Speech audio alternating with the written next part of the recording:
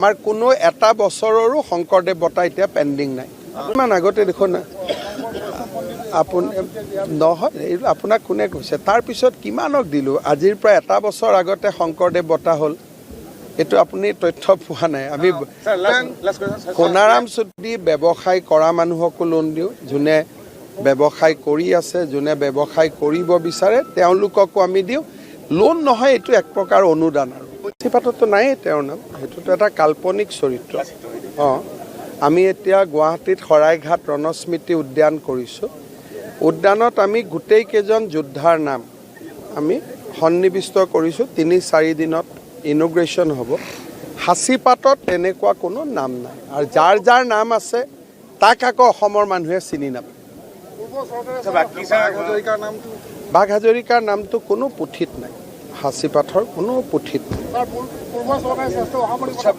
কাম কৰি আছে, ইয়াত একো অসুবিধা নাই। আৰু মই ভাবোঁ যে আৰু মাত্ৰ 8 দিনৰ ভিতৰতে টিকট এনাউন্স হৈয়ে যাব। ইয়াৰ পৰা কি লাভ হ'ব কাৰোবাৰ কথা মই ক'ম, তেওঁলোকে মোক বেয়া পাব, ভাল পাব। গতিকে টিকটখিনি ওলাইয়ে যাব, 7 দিন লাগিব। আৰু মই কামত সন্তুষ্ট, চবেই ভাল কাম কৰিছে আৰু বহুত উন্নতি হ'ল শোণিতপুৰ জিলাৰ, আৰু উন্নতি হ'ব লাগে। ঠিক আছে, তেওঁ যোৱাটোতো মই বিচাৰোঁ, তেওঁ যাওক। আকৌ আমিতো কোনো অসুবিধা নাপাওঁ। খালি মই ৰাতিপুৱা ডিব্ৰুগড়ত আছিলোঁ, যোৱাকালি গধূলি গুৱাহাটীত আছোঁ, এতিয়া আকৌ তেজপুৰত আছোঁ। গতিকে ইয়াক আৰু মই কি ক'ম? থাকাকৈ আহিম, মই আজি শিলচৰ যাম। কোনোবাই মেডিকেল পাছ কৰি ক্লিনিক খুলিব খোজে, ডেণ্টেল পাছ কৰি ডেণ্টেল ক্লিনিক খুলিব খোজে, এগ্ৰিকালচাৰ পাছ কৰি কৃষিৰ কাম কৰিব খোজে, ভেটেনাৰী পাছ কৰি নিজৰ ব্যৱসায় কৰিব খোজে, তেনেহ'লে তেনে কোম্পানীক আমি বা তেনে ব্যক্তিক আমি 5 লাখ টকা দিওঁ। 2.5 লাখ প্ৰথম ইনষ্টলমেণ্ট আৰু বাকী 2.5 লাখ দ্বিতীয় ইনষ্টলমেণ্ট। কাৰণে কি ডিবেট কি হ'ব? মানে হিন্দুৰ ওপৰত মই তেওঁৰ লগত কথা পাতিম, এইটো কি ডিবেট হ'ব? তেওঁৰ 2টা ল'ৰা ছোৱালীয়ে হিন্দু নহয়, তেওঁৰ ঘৈণীয়েকো হিন্দু নহয়, মই এইটো কি ডিবেট কৰিম? কি কৰিব লাগিব? মানে নাই, ডিবেটত মানে কি টপিকটো কি হ'ব? যে কেনেকৈ মোৰ ল'ৰা ছোৱালীকো মই হিন্দুৰ পৰা বেলেগ ধৰ্মত লৈ যাব লাগে নে কি? বাকীতো হিন্দুৰ ওপৰত তেওঁ কি ডিবেট কৰিব? তেওঁ যদি হিন্দুক ভাল পায়, তেওঁতো ল'ৰা ছোৱালীক হিন্দুৰ পৰা আঁতৰ নকৰিলেহেঁতেন। হিন্দুৰ ওপৰত ডিবেট কাৰ লগত হ'ব? যোনে হিন্দু ধৰ্মক ভাল পাব। মই যদি ডিবেট কৰিলে মই প্ৰভাৱিত হৈ মোৰ ল'ৰা ছোৱালীৰো ধৰ্ম মই বদলাই দিওঁ, তেতিয়া কি হ'ব? গতিকে তেওঁৰ পৰাতো আমি দূৰত থাকিব লাগিব না। এইটো চেলেঞ্জ কি একচেপ্ট কৰিব? অৰ্থনীতি, সমাজনীতি, ৰাজনীতিৰ ওপৰত কৰিলে বেলেগ কথা। তেওঁৰ ওপৰত, ধৰ্মৰ ওপৰত মই যদি তেওঁৰ লগত ডিবেট কৰি, তো হাঁহি উঠা কথা নহ'ব জানো? কেতিয়া আহিব তাক আমি ঠিক কৰিব নোৱাৰোঁ। ভাৰতীয় জনতা পাৰ্টীয়ে নিৰ্বাচন বিহুৰ আগতে অনুষ্ঠিত কৰাৰ প্ৰাৰ্থনা জনাইছে। বাকী ৰাজনৈতিক দলবিলাকেও বিভিন্ন মেমৰেণ্ডাম দিছে, কিন্তু এই সিদ্ধান্তটো ইলেকশ্যন কমিশ্যনে ল'ব, আৰু যি ধৰণে ইলেকশ্যন কমিশ্যনে লয় আমি স্বাগতম জনাম। এইটো ইলেকশ্যন কমিশ্যনে সিদ্ধান্ত ল'ব, আৰু আমাক সোধা নাই তেওঁলোকে যে ছিংগল ফেজ লাগে নে ডাবল ফেজ লাগে, কিন্তু যেনেকৈ কমিশ্যনে সিদ্ধান্ত লয় আমি তেনেকেই পাতিব পাৰিম। আমাৰ প্ৰশাসন সাজু হৈ আছে।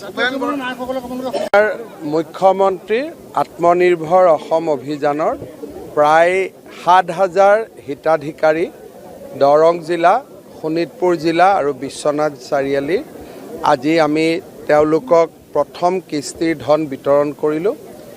এই আঁচনিৰ অধীনত এগৰাকী যুৱক যুৱতীয়ে 2 লাখ টকালৈকে চৰকাৰৰ পৰা পায়।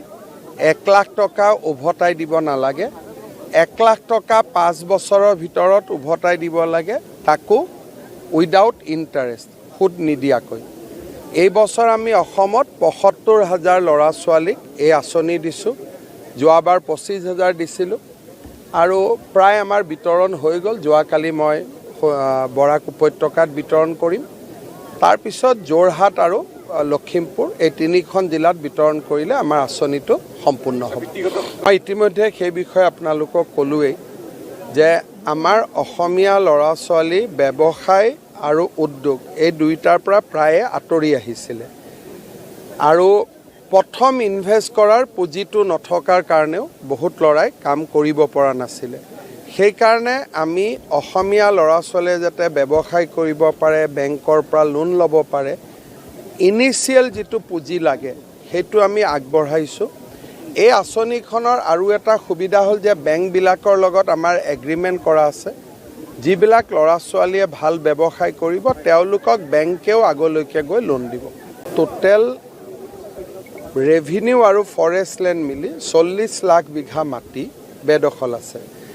তাৰে কিছু মাটিত খিলঞ্জীয়া লোক আছে, ট্ৰাইবেল লোক আছে, যিসকলক আমি পাট্টা দিব লাগিব, দি আছোঁ, দি থাকিম।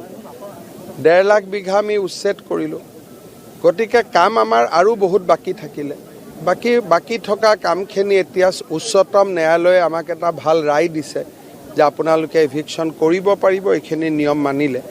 গতিকে মই ভাবোঁ আগতে আমি লুকা চুৰি কৰি এভিকশ্যন কৰিব লাগিছিল। এতিয়া সুপ্ৰিম কোৰ্টৰ ন্যায়ৰ পৰিপ্ৰেক্ষিতত আমি ভাল কৰি আৰু তীব্ৰ গতিত আমি উচ্ছেদ অভিযান চলাব পাৰিম। আৰু মই 5 লাখ বিঘা কৈছোঁ। গতিকে যিমান আছে আৰু এইটো আমি একফালৰ পৰা কৰি যাব পাৰিম। খিলঞ্জীয়া আৰু ট্ৰাইবেলসকলক বাদ দি তেওঁলোকক আমি পট্টা দিম। এইটোতো আমি আগতেই জানো যে অসম আন্দোলনৰ সময়ত আমি স্বাৱলম্বিতাৰ আন্দোলন এটা গঢ়ি তুলিব লাগিছিল। আমি যেতিয়া ৰাজপথত আন্দোলন কৰি থাকিলোঁ, যাক আমি খেদিব খুজিছিলোঁ তেওঁলোকে খেতি আৰু ব্যৱসায় কৰা আৰম্ভ কৰিলে। আমি থাকিলোঁ ৰাজপথত, তেওঁলোকে কৰিলে খেতি আৰু ব্যৱসায়। অসম আন্দোলনৰ 6-7 বছৰৰ ভিতৰতে অৰ্থনীতিটো তেওঁলোকৰ হাতলৈ গুচি গ'ল।